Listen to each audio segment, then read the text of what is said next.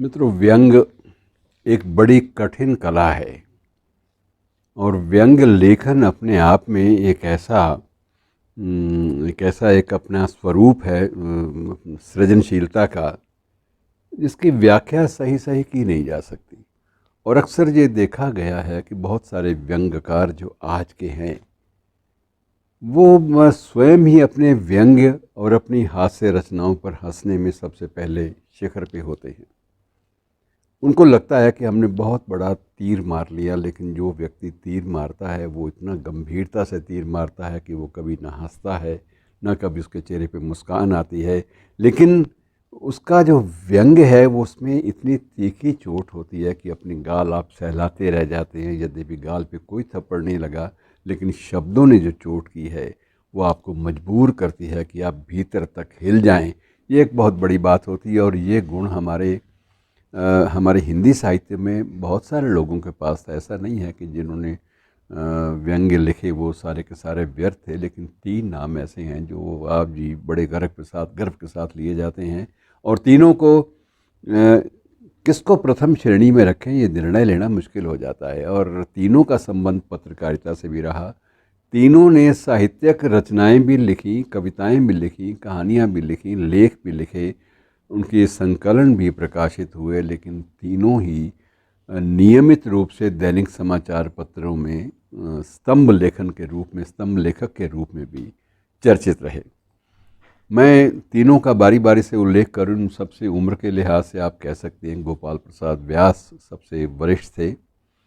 उनका स्तंभ था एक यत्र तत्र सर्वत्र।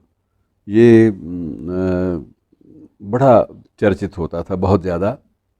और हिंदुस्तान दैनिक में जब इनका स्तंभ छपता था तो वो ये माना जाता था कि उस दैनिक की जो बिक्री है रोज़ की, उसमें एक भाग वो गोपाल प्रसाद व्यास के लेखकों का भी होता था। क्योंकि अक्सर पाठक गंभीर सामग्री को बाद में पढ़ता है, पहले हल्की फुल्की सामग्री सुबह के वक्त में देखना चाहता है और वो पहले पन्ना परत कर संपादकीय पृष्ठ वाला, उस पर जो मिडल पीस, जो बीच में जो दिया गया लेख होता था व्यास जी का यत्र तत्र सर्वत्र का, पहले उसको पढ़ता और बाद में संपादकियों की ओर आता।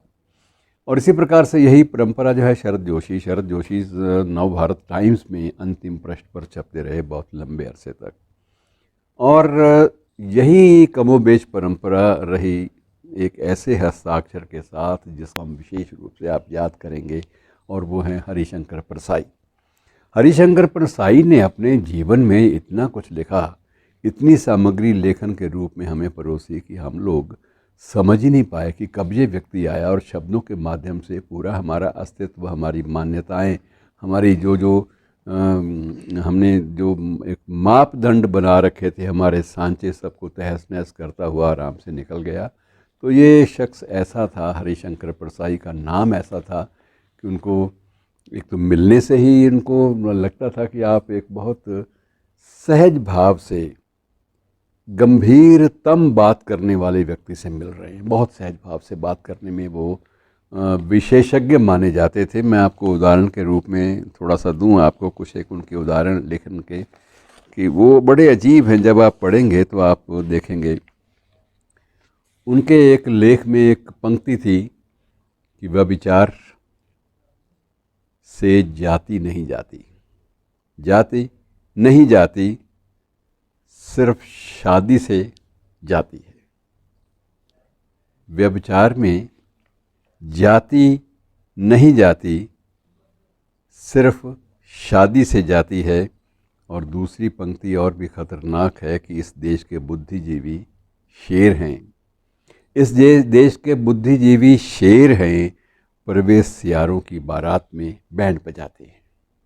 अब देखिए, इससे ज़्यादा तीखी बात और क्या हो सकती है। अपने ही वर्ग के बारे में, अपने ही लोगों को हिलाने के लिए इस देश के बुद्धिजीवी शेर हैं, पर वे सियारों की बारात में बैंड बजाते हैं।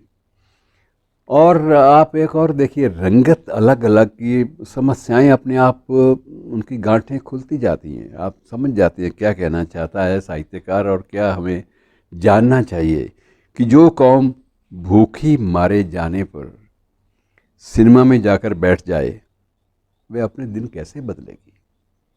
वह अपने दिन कैसे बदलेगी मुकद्दर उसका नहीं बदल सकता, इस ओर संकेत करते हुए सहज बात हरिशंकर परसाई ने सहज भाव से सहज भाषा में कितनी गहरी बात कह दी है।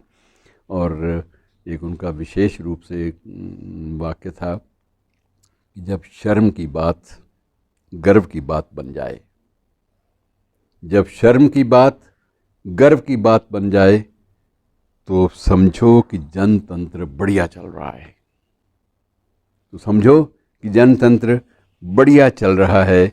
और इसी प्रकार से एक विदेशी जो एक संस्कृति थी राजनीति की, राजनीति में भी एक संस्कृति होती है हर जगह, अमेरिकी विदेश नीति पर उन्होंने एक भाषण एक लेख लिखा था। उस लेख की एक पंक्ति थी कि अमेरिकी शासक हमले को सभ्यता का प्रसार कहते हैं, हमले को सभ्यता का प्रसार कहते हैं, बम बरसाते हैं तो मरने वाले सोचते हैं कि सभ्यता बरस रही है, मरने वाले सोचते हैं कि सभ्यता बरस रही है। तो ये अपने आप में कितनी बड़ी बात होती है। और इस तरह से आप साधारण से वाक्यों में देखिए कितनी गहन बातें आसानी से कह जाते हैं कि बेइज्जती में अगर दूसरों को भी शामिल कर लो, बेइज्जती में अगर दूसरों को भी शामिल कर लो तो आधी इज्जत बच जाती है।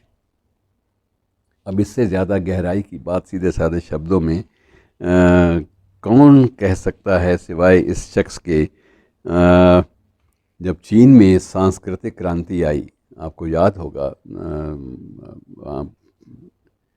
बीजिंग के चौक में, चौराहे में, तियानमिन चौक में एक सांस्कृतिक क्रांति के नाम से एक हुल्लड़ मचा था और बहुत चर्चा चली थी बहुत दिन। उन दिनों माओ से तुंग भी जिंदा थे और इसे माओ की सांस्कृतिक क्रांति की संज्ञा दी गई थी। उसके बारे में इनकी टिप्पणी थी कि चीनी नेता लड़कों के हुल्लड़ को सांस्कृतिक क्रांति कहते हैं, चीनी नेता लड़कों के हुल्लड़ को सांस्कृतिक क्रांति कहते हैं तो पिटने वाला नागरिक सोचता है कि मैं सुसंस्कृत हो रहा।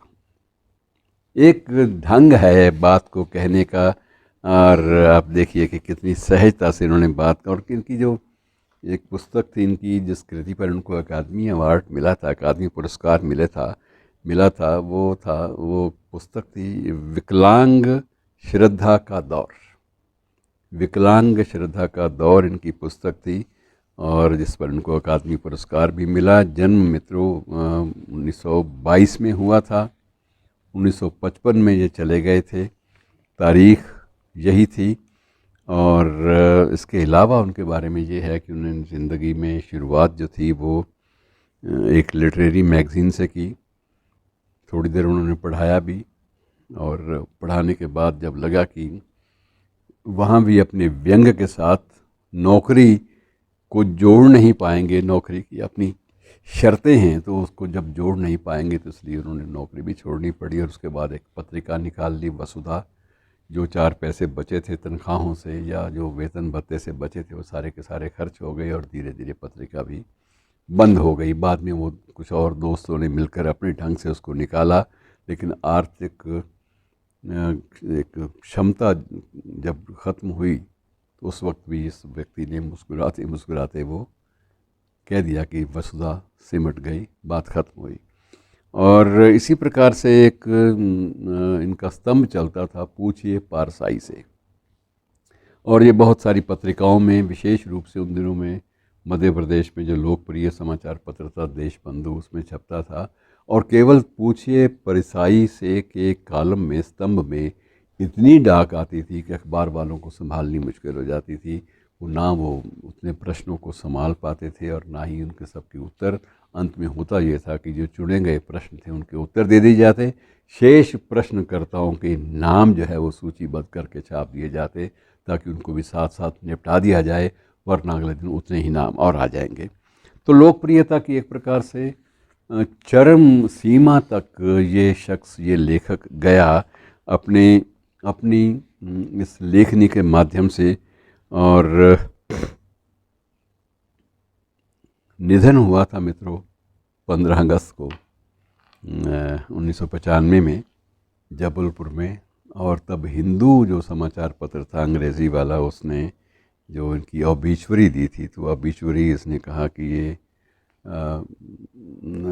Parsai had revolutionised the art of satire writing in Hindi. ये भी एक क्रांति थी हिंदी के व्यंग लेखन में, जो स्वाधीनता प्राप्ति के दिन पर जो हमसे शख्स विदा हुआ, ये वो क्रांति का ध्वजवाहक था हिंदी साहित्य में व्यंग की यात्रा का। तो इनके बारे में बहुत कुछ कहा गया और इतना ज़्यादा छपे और चर्चा का विषय बने।